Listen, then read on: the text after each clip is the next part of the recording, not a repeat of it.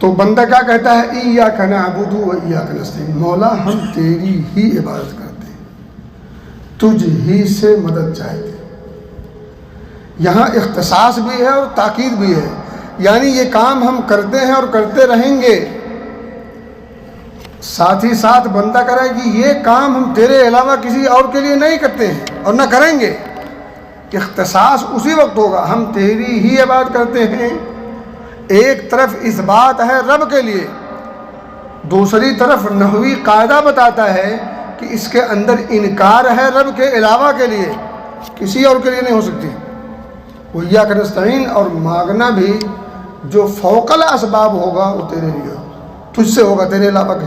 اِذَا سَأَلْتَ فَاسْأَلِ اللَّهِ، نبی محترم صلی اللہ علیہ وسلم نے عبداللہ ابن عباس رضی اللہ تعالیٰ عنہ کو مخاطب کر کے کسی خاص موقع پر کچھ ٹپس دیے تھے، ان میں سے ایک اہم ٹپس یہ تھا اِذَا سَأَلْتَ فَاسْأَلِ اللَّهِ، جب بھی مانگنا رب سے۔ وَإِذَا اسْتَعَنْتَ فَاسْتَعِنْ بِاللَّهِ، جب بھی مدد طلب کرنا اپنے رب سے۔ وَإِيَّاكَ نَسْتَعِينُ۔ میرے بھائی، میں نے پچھلے خطبہ جمعہ میں اشارہ کیا تھا کہ ہم دھوکے میں نہ پڑیں۔ ایک ہوتا ہے انسان کے بس میں کسی چیز کا ہونا، اور یہ پوری دنیا اسباب کے تحت ہے، کسی نہ کسی سبب سے کوئی نہ کوئی کام ہوتا ہے۔ یہ اللہ نے باقاعدہ طور پر یہ نظام بنایا ہے، یہ مطلوب ہے، اور یہ کام محمود بھی ہے آپس میں مل جل کر کے کرنا کرانا۔ لیکن جو کام اللہ رب العزت کا خاصہ ہے، یا جو کام اللہ کے علاوہ کسی اور کے بس میں نہیں، وہ چیز اللہ کے علاوہ کسی اور سے مانگی نہیں جا سکتی۔ مائک خراب ہو جائے تو میں مکینک سے کہہ سکتا ہوں ذرا اس کو ٹھیک کر دو، کیونکہ مکینک کے پاس یہ خبرہ ہے، یہ علم، یہ ہنر، یہ گن ہے۔ لیکن میرا گلا اگر خراب ہو جائے اور میں کہوں ڈاکٹر سے کہ تم ٹھیک کر دو، یہ اس کے پاس میں نہیں ہے۔ ہاں تم دوا دو، اسباب اپنائیں، تو اس کی دوا یہ سبب ہے ظاہری، لیکن اس دوا کا اثر کرنا نہ کرنا یہ سبب ہے باطنی، اور اس دوا کے اندر تاثیر پیدا کرنا یہ ڈاکٹر کا کام نہیں، یہ ڈاکٹر کے رب کا کام ہے۔ تو دوا یہ ظاہری سبب ہے، دوا کے اندر تاثیر پیدا کرنا یہ باطنی سبب ہے۔ تو ایک ہوتا تحت الاسباب، دوا کھانا تحت الاسباب، یہ ضروری ہے، لیکن دوا کے اندر اثر پیدا ہو یہ کسی کے بس کی بات نہیں، یہ صرف اللہ کا خاصہ ہے۔ مؤثر حقیقی صرف اور صرف اللہ ہے۔ تو جو ظاہری اسباب جائز ہیں، ان ظاہری جائز اور مطلوب اور مشروع اسباب کو اپنانا ضروری ہے، لیکن جو اسباب باطنی ہیں، جو ما فوق الاسباب ہیں، جو بس سے باہر ہیں، وہ خاص ہیں رب کے لیے، اللہ کے علاوہ کسی اور سے مانگا نہیں جا سکتا۔ جیسے آپ یہاں پریشان ہیں اور آپ یہاں سے پکاریں بغداد والے کو، تو یہ شرک ہے، کیونکہ بغداد والا زندہ ہو تب بھی آپ کی پکار سننے سے رہا اور آپ کی مدد کرنے سے رہا، اور مردہ ہو تو پھر تو کوئی بدلے نہیں بنتا کہ وہ سنے اور آپ کی پکار کو، اور باقاعدہ آپ کی پکار کے حساب سے آپ کا جواب دے یا آپ کی مشکل کو حل فرمائے، کیونکہ وہ خود مشکل سے دوچار ہو چکا ہے۔ جو مشکل سے دوچار ہو جائے وہ مشکل کشا نہیں ہوتا۔ امن یجیب المضطر اذا دعاہ ویکشف السوء، چلتے چلتے آگے اللہ کہتا ہے الہ مع اللہ، اللہ کے علاوہ کوئی اور بھی ہے؟ آگے اللہ ہتھوڑی مار رہا، قلیلا ما تذکرون، تم عقل کا استعمال کم کرتے ہو، نصیحت کم پکڑتے ہو، تو ذرا عقل کا استعمال کیا کریں، اور اللہ نے قرآن میں جو نصیحت کی ہے اس سے فائدہ اٹھائیں۔ باتیں بہت ساری ہیں، ایاک نعبد و ایاک اہدنا الصراط المستقیم۔ اب بندہ اللہ رب العزت سے سوال کر رہا ہے، اللہ کی اچھوتے انداز میں تعریف کی، پھر اپنا عمل پیش کیا۔ جو مروجہ جو وسیلہ ہم اپناتے ہیں نا، جو کتاب و سنت سے ثابت نہیں ہے، ہمیں وہ وسیلہ اپنانا چاہیے جو وسیلہ کتاب و سنت سے ثابت ہے۔ اب میں آپ کو بتاتا ہوں کہ کون سا وسیلہ جائز اور ہم نے یہاں وسیلہ اپنایا ہے، اور وہ وسیلہ جو ہم اپناتے ہیں وہ کتاب و سنت ثابت نہیں ہے۔ فلاں کے حق میں، فلاں کے جاہ میں، فلاں کے طفیل میں، فلاں کے صدقے میں، یہ سب کتاب و سنت سے ثابت نہیں، معاف کیجیے گا۔ اب دیکھیں ہم نے یہاں دو طرح کا وسیلہ اپنایا ہے۔ پہلا وسیلہ اللہ کی خوب جم کے تعریف کی ہے، 3 آیت میں صرف تعریف ہے اس کی۔ چوتھی آیت میں بندے نے اپنے آپ کو اللہ کے دربار میں پیش کر دیا، میں تو کچھ کرتا ہی نہیں، ہاں کرتا ہوں تو صرف تیری رضا کے لیے، تیری عبادت کرتا ہوں۔ تو کوشش انسان کو یہ کرنی چاہیے کہ اللہ کے علاوہ کسی سے کوئی بھی چیز نہ مانگے، لیکن جو ظاہری چیزیں ہیں جو اسباب کے طور پر استعمال کی جاتی ہیں یا کرائی جاتی ہیں اس میں کوئی حرج نہیں ہے، اور اللہ خود کہتا ہے وَتَعَاوَنُوا عَلَى الْبِرِّ وَالتَّقْوَىٰ۔ اب بندے نے 2 طرح کا وسیلہ اپنایا، ایک تو اللہ کی تعریف اور پھر اپنا عمل، اور اس کے بعد جب یہ 2 طرح کے وسیلے جو جائز ہیں، اس طرح کے وسیلے اپنا کر کے بندہ کہتا ہے اہدنا الصراط المستقیم، اب میں نے اتنا کام تو کیا ہے نا، تو اب مجھے بھی تو کچھ دے دے۔ اپنی محبت کا اظہار کرو اور اپنے تعلق کا اور اپنے نسبت کا اظہار کرو اس انداز سے جس انداز سے وہ چاہتا ہے، جو طریقہ اس نے خود سکھایا ہے۔ رسول کے بھیجے جانے کا مقصد کیا ہے بھائی؟ مقصد یہی ہے کہ مجھے کیا پسند ہے، میں کس چیز سے راضی ہوتا ہوں، مجھے کیا چیز ناپسند ہے، ان تمام چیزوں کو جا کر کے میرے بندوں کو بتاؤ، تاکہ جو پسندیدہ چیزیں ہیں اسے وہ اپنائیں، جو ناپسندیدہ ہیں اسے بچیں۔ اس لیے رسول اللہ صلی اللہ علیہ وسلم کی لائی ہوئی شریعت اور جو اس میں موجود اعمال و افعال اور عقائد دیگر چیزیں ہیں، اس کو چھوڑ کر کسی اور طریقے سے آپ اللہ کو خوش نہیں کر سکتے۔ تو بندہ کہتا ہے اہدنا الصراط المستقیم، مولا اب دیکھو مانگا کیا ہے؟ سب سے بہتر دعا، سب سے جامع دعا، سب سے مفید دعا، اس سے بہتر، اس سے جامع اور اس سے مفید دعا کچھ نہیں ہو سکتی۔ اگر یہ مل جائے تو آپ کی دنیا اور آپ کی آخرت دونوں کے بیڑے پار ہیں۔ اس لیے اس کو جامع اور مفید دعا کہا گیا ہے۔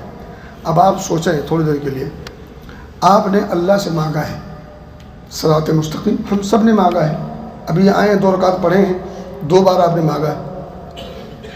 آپ نے اس مانگنے سے پہلے آپ نے کہا کہ نبی کے صدقے میں، فلاں امیر کے صدقے میں، فلاں پیر کے صدقے میں، فلاں ولی کے طفیل میں، نہیں۔ سب سے جامع، سب سے مفید دعا اللہ سے آپ نے کی، اور کوئی وسیلہ نہیں، وہ وسیلہ نہیں جو مروجہ ہے۔ میں مروجہ وسیلے کی بات کر رہا ہوں، انکار کی، جبکہ شریعت نے وسیلے کا انکار نہیں کیا ہے۔ جو جائز وسیلے ہیں اس کو اپنائیے۔ تو میرے بھائی آپ نے نماز پڑھی، اللہ سے مانگ لیا، اور کوئی وسیلہ نہیں جو مروجہ ہے، تو آپ جب خصوصی دعا کے لیے بیٹھتے ہیں تو آپ کو اس مروجہ وسیلے کے بغیر دل مطمئن کیوں نہیں ہوتا؟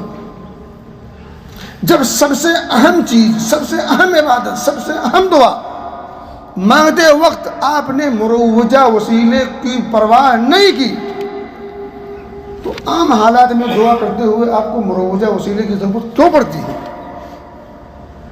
کیوں یہ بات سمجھ؟ آپ مسجد میں داخل ہوئے، بغیر وسیلے کی دعا کر لی، اللہم افتح لی ابواب رحمتک، کہاں وسیلہ؟ مروجہ۔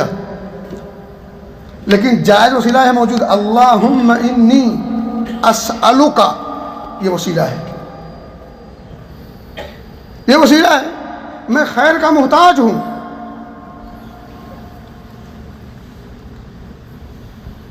دروازے کھولتے خیر کے،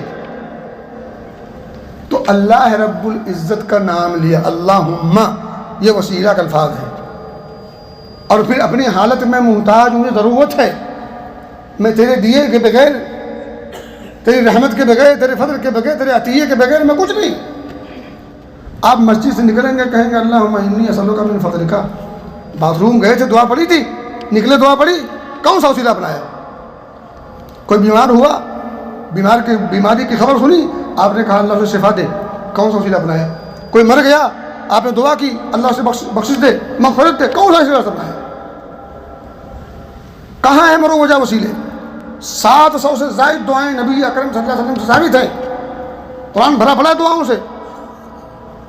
کہاں ہیں وسیلے؟ وہ مروجہ وسیلے کہاں ہیں؟ فلاں کے وسیلے سے، فلاں کے جاہ سے، فلاں کے صدقے میں، فلاں کے طفیل میں، کہاں ہیں؟ کہیں نہیں. وَإِذَا سَأَلَكَ عِبَادِي عَنِّي فَإِنِّي قَرِيبٌ، ڈائریکٹ مانگو. یہ دنیاوی مثالیں دے کر کے اللہ اور بندے کو ایک ساتھ کھڑا نہ کرو. اللہ اللہ ہے، لَيْسَ كَمِثْلِهِ شَيْءٌ فَلَا تَضْرِبُوا لِلَّهِ الْأَمْثَالَ، قرآن میں سب. تو اللہ اور بندے کا معاملہ، اللہ محتاج ہے کسی تیسرے کا آپ کی بات سننے کے لیے؟ اللہ رحیم نہیں ہے، اللہ رحمان نہیں ہے، اللہ کریم نہیں ہے، رؤوف نہیں ہے، رحیم نہیں ہے، ودود نہیں، لطیف نہیں. کس چیز کی ضرورت ہے؟ اپنے سے کم تر کو اسے ضرورت ہے. وَلَمْ يَكُنْ لَهُ كُفُوًا أَحَدٌ، آپ کو یاد ہے یہ لیکن سمجھا نہیں ہے. تو اهدنا الصراط المستقیم، سیدھا راستہ،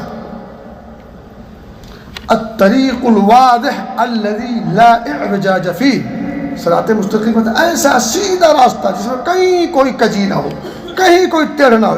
آگے بندہ کہتا ہے صراط مستقیم وہ والا چاہیے جس پر کچھ لوگ چلے، جس راستے پر کچھ لوگ چل چکے ہیں، منزل پہنچ چکے ہیں، انعام پا چکے ہیں. صراط الذین انعمت علیہم، صراط مستقیم وہ والا جس پر کچھ لوگ چلے اور انعام یافتہ ہوئے، کامیاب ہو گئے. انہی لوگوں کا تذکرہ اللہ نے سورہ نساء فرمایا وَمَن يُطِعِ اللَّهَ وَالرَّسُولَ فَأُولَٰئِكَ مَعَ الَّذِينَ أَنْعَمَ اللَّهُ عَلَيْهِم مِّنَ النَّبِيِّينَ وَالصِّدِّيقِينَ وَالشُّهَدَاءِ وَالصَّالِحِينَ. تو صراط مستقیم صرف مانگنے سے نہیں ملے گا، ایک کام کرنا پڑے گا. وَمَن يُطِعِ اللَّهَ وَالرَّسُولَ، جو شخص اللہ اور اس کے رسول کی اطاعت کرے، اللہ اس کے رسول کی اطاعت کرے، کرنا پڑے گا اطاعت. اور اطاعت کے لیے آپ کو جو طریقہ اپنانا ہے وہ قرآن ہے. قرآن اور اس کی تفسیر احادیث مصطفیٰ ہے. اللہ اس کے رسول کی اطاعت ہی آپ کو صراط مستقیم کا راستہ متعین کرے گی. اگر آپ دعا کرتے رہتے ہیں، اللہ اس کے رسول کی اطاعت سے بے پرواہ ہیں، تو یہ دعا آپ کے لیے کارگر نہیں ہوگی اور یہ دعا اثر نہیں کرے گی. ڈاکٹر دوا دیتا ہے تو کچھ کام کرنے کو کہتا ہے، کچھ چیزوں سے رکنے کو کہتا ہے. یہ چیزیں نہ کھانا، ٹھنڈی چیزوں سے بچنا، دہی نہ کھانا. کھانا کھانے سے پہلے کی دوا ہے، کھانا کھانے کے بعد کی دوا ہے، پھر اتنا کھانا، ایسے کھانا، ویسے کھانا. یہ سب ساری ہدایات وہ دیتا ہے. دین ایسے منمانی چلتا. دین منمانی کرنے کا نام نہیں، دین اسلام کا نام ہے، اور اسلام کتاب اللہ کا نام ہے. کتاب اللہ کی تفسیر اور توضیح ہے سنت رسول اللہ صلی اللہ علیہ وسلم. غیر المغضوب علیہم ولا الضالین. ہمیں وہ راستہ نہیں چاہیے جن لوگوں پر تیرا غضب ہوا. یہ کون ہیں؟ یہ یہودی. یہودیوں کی بری صفت بہت ساری ہیں، لیکن اس میں جو سب سے ٹاپ والی بری صفت ہے وہ کہاں جاتے ہیں؟ حق کو جاننے کے باوجود حق کا انکار کرنا اور بیجا تعویل کرنا، تحریف کرنا، باتوں کو، دلائل کو اپنے مزاج، اپنے مسلک، اپنے مذہب، اپنی سوچ، اپنی فکر کے مطابق ڈھالنا. یہ یہودیوں کی بری صفت تھی. وہ جو ان کے پاس موجود آسمانی کتاب تھی، اس کتاب میں اپنے من سے، اپنے حساب سے تعویل کرتے تھے. اللہ کچھ اور کہنا چاہتا، وہ کچھ اور مطلب نکال لیتے. اور یہ بری صفت ہمارے اندر بھی ہے. تو مغضوب علیہم جن پر اللہ کا غضب ہوا ہے، اس راستے پر چلنے والوں کا راستہ نہیں چاہیے. بندہ مانگتا ہے اللہ سے بغیر مروجہ وسیلے کے، جائز وسیلہ جو اللہ نے خود سکھایا ہے. الحمدللہ رب العالمین الرحمن الرحیم مالک یوم الدین. پھر بندے کو خود سکھایا کہ تم خود کہو ایاک نعبد و ایاک نستعین. پھر اب مانگتا ہے اہدنا الصراط المستقیم، اور آگے پھر اس کی تفسیر کرتا ہے صراط الذین انعمت علیہم غیر المغضوب علیہم ولا الضالین. گمراہوں کا بھی نہیں چاہیے. گمراہ یہ نصرانی ہے، عیسائی، عیسائیوں کے یہاں عمل ہے مگر علم نہیں ہے. وہ دلائل کو کے مطابق عمل نہیں کرتے، عمل کرتے خوب کرتے. ہمارے یہاں بھی بہت سارے لوگ عمل میں بڑے آگے رہتے، خوب عمل کرو، لیکن اس کی پرواہ نہیں ہوتی کہ وہ عمل سنت سے ثابت ہے کہ نہیں، کتاب و سنت میں اس کا پروف ہے کہ نہیں، بنیاد ہے کہ نہیں، بس کرے جاؤ. تو کرے جاؤ، یہ نصرانیوں کی صفت ہے، ضالین گمراہ لوگ ہیں. اور ثابت ہو جائے نہ مانو تو یہ مغضوب علیہم ہے، یہ یہودی لوگ ہیں. تو کتاب و سنت سے جو چیز ثابت ہو جائے، اللہ اس کے رسول کی اطاعت کے نام پر اسے کرتے چلے جائیں، پھر نتیجہ کیا ہوگا؟ صراط مستقیم مل جائے گا. انعام یافتہ لوگوں، انبیاء، صدیقین، شہداء اور صالحین، ان کے ساتھ رہنے کا موقع ملے گا جنت میں. حسن اولئک رفیقا، ان سے اچھے دوست کون ہو سکتے ہیں؟ ان سے اچھے ساتھی کیا کون ہو سکتے ہیں؟ ان سے اچھی صحبت کیا ہو سکتی ہے؟ ان سے بہتر محفل کون سی ہو سکتی ہے؟ تو میرے بھائی، صراط مستقیم مانگنے کے لیے ضروری ہے کہ اللہ اس کے رسول کی اطاعت جم کی جائے، اور اللہ اس کے رسول کی اطاعت قرآن اور سنت رسول اللہ کے علاوہ کسی تیسری چیز کا نام نہیں. اللہ ہمیں سمجھ دے. سورہ فاتحہ جو کچھ ہم نے پڑھا سنا سمجھا ہے، اللہ اس کو اپنے قلوب و اذہان میں اتارنے کی توفیق دے، اور پھر اس پر عمل